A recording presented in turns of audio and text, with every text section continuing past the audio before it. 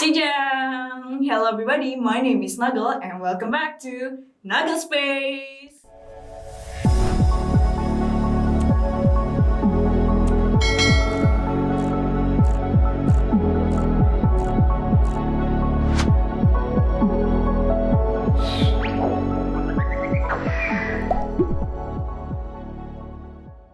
Nah, jadi hari ini gue pengen ngajakin kalian semua jalan-jalan bareng gue ke salah satu pabrik garmen terbesar yang ada di Sukabumi.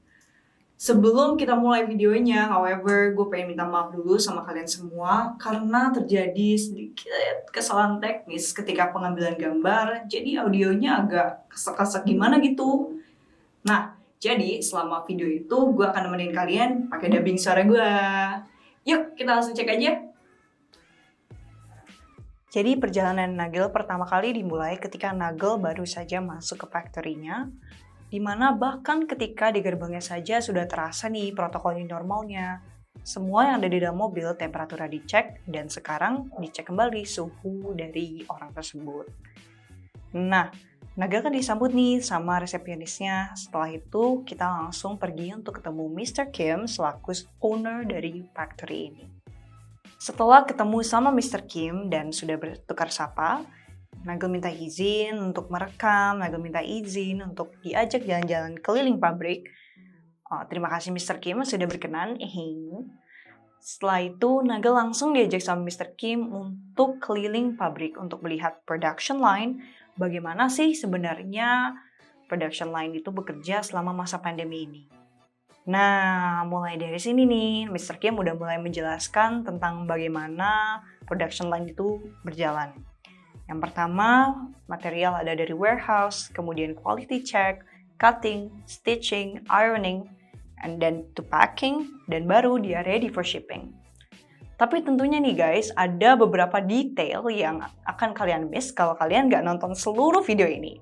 So make sure to stay tuned the entire video. So first things first, ada warehouse. Kemudian material-material yang ada dibawa untuk quality check, di mana dia akan diuji kelayakannya, ketahanan materialnya melalui lab. Misalnya, apakah material tersebut akan luntur, apakah material tersebut akan stretch, dan sebagainya. Setelah itu, kemudian material tersebut akan dibawa ke tempat relaxing. Material yang udah dicek kualitasnya akan digunakan untuk produksi besok, dipindahin ke ruang relaksasi, supaya nggak mengkerut, nggak mengkembang, dan sebagainya. Tahap yang pertama yang harus dilalui, seperti yang awal Nuggle bilang, material yang dari warehouse kemudian harus ada quality check-nya. Dia akan dibawa ke lab, di mana akan diuji ketahanan materialnya, apakah akan luntur, dan sebagainya. Mereka sampai punya mesin cuci loh guys, kaget nggak sih? Next up, material yang udah dicek kualitasnya yang akan digunakan untuk produksi besok dipindahin ke ruang relaksasi. Nah, di sini itu tempat di mana material tersebut dicek apakah akan mengkerut, mengembang, dan sebagainya. Setelah material tersebut dipastikan menjadi sebuah material yang baik, kemudian material tersebut akan dipindahkan ke tempat cutting. Tapi sebelum kita cutting, ada nih tempatnya sendiri untuk bikin polanya dulu.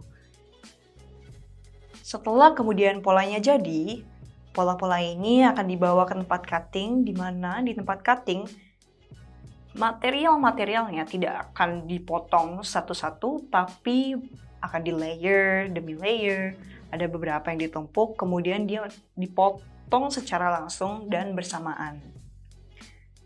Efisien banget ya guys.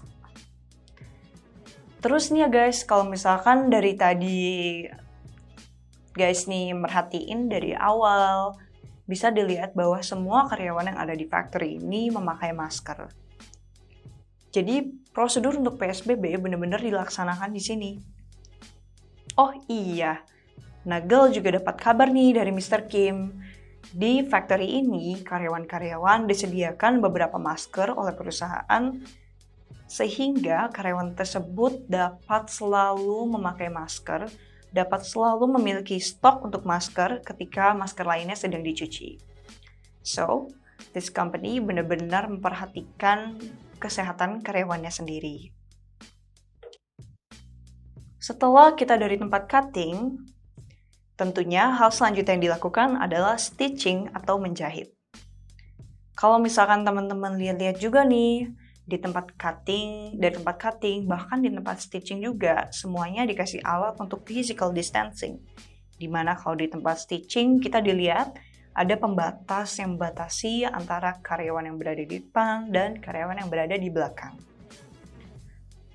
Nih teman-teman, proses yang terjadi dalam stitching sendiri adalah setiap line dari stitching ini memiliki bagian-bagian khusus. Misalnya di line ini adalah khusus untuk celana dan celananya untuk anak-anak.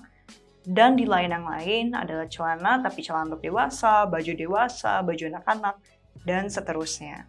So they really also keep in mind of efficiency. Ketika bahan-bahan yang sudah di-stitch, sudah jadi dalam bentuk baju, kemudian yang selanjutnya harus dilakukan adalah ironing atau menyetrika. Nah, kalau misalkan teman-teman perhatiin ya dengan baik di bagian ini, sebenarnya di meja-mejanya itu ada pola-pola tersendiri di mana benar-benar terukur deh. Jadi ketika kemudian dilipat, baju-baju tersebut akan sama dan akan rapi. Sebenarnya kadang-kadang Nagel tuh berharap bisa nyetrika serapi itu ya, tapi ya sudahlah ya. Practice makes perfect sih katanya. Setelah semua material-material melalui semua proses tersebut dan akhirnya terbentuk menjadi baju ataupun celana, hal yang selanjutnya harus dilakukan adalah quality control. Setelah quality control, barang-barang tersebut akan ditaruh dan dilewati ke sebuah needle detector. Jaga-jaga nih supaya ketika sudah diboxin, supaya sudah diterima, ternyata ada jarum yang nempel, kan berbahaya juga nih guys. Jadi tidak hanya mereka memperhatikan efisiensi PSBB, tapi keamanan benar-benar sangat diperhatikan di perusahaan ini. Setelah produk dipastikan nih udah nggak ada needle-nya, udah bentuk baju, udah bener, session yang selanjutnya adalah untuk ngecek apakah dalam satu package itu komponennya sudah lengkap. Misalnya aksesorisnya dan tag-nya, semuanya harus dicek di tempat ini. Nah, kalau misalnya teman-teman ngelihat di sini nih, benar-benar kerasa banget yang namanya protokol PSBB. Tuh, lihat tuh. Di lantainya sampai ada X-nya, sampai ada box-nya sendiri, di mana karyawan itu nggak boleh berdekatan antara satu dan lainnya. Benar-benar safe deh pokoknya. Selain itu, Nagel juga dengar bahwa di perusahaan ini ada sosialisasi setiap hari melalui speaker dan bahkan dibuat kelompok-kelompok kecil di mana pada akhirnya nanti terjadi sosialisasi juga, saling mengingatkan dan sebagainya. Selesai nih, semuanya udah ada, udah bentuk baju, gak ada needle-nya, aksesoris dan tag udah selesai. Yang terakhir adalah baju-baju tersebut harus disusun sesuai dengan order dan ditaruh ke tempat penyimpanan, di mana pada akhirnya akan ready for shipping.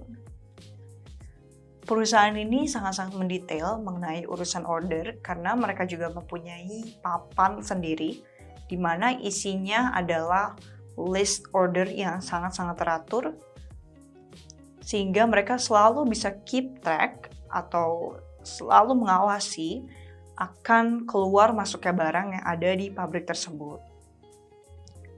Setelah Nagel diajak untuk keliling di tempat production line, perhatikan bagaimana prosedur PSBB benar-benar bekerja, selanjutnya Nagel sebenarnya ada dapat kesempatan untuk interview sama Mr. Kim.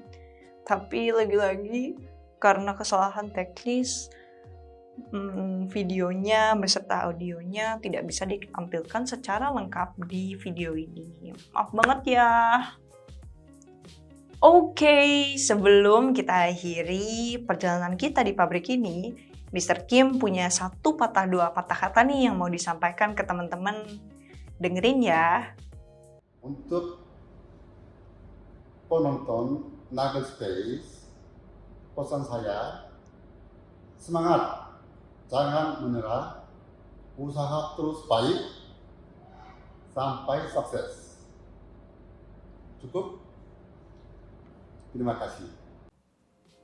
Ya, jadi begitu deh jalan-jalan gua ke pabrik garmen tersebut. Gimana? Seru kan? Kalau misalkan kalian mau lihat konten yang kayak gini lagi, yuk langsung aja klik like, comment, and subscribe, and tell me kalian mau pergi kemana selanjutnya, and I will definitely visit that. Thank you everybody so much for watching. Lagi-lagi jangan lupa like, comment, and subscribe, and I'll see you in the next video. Bye-bye!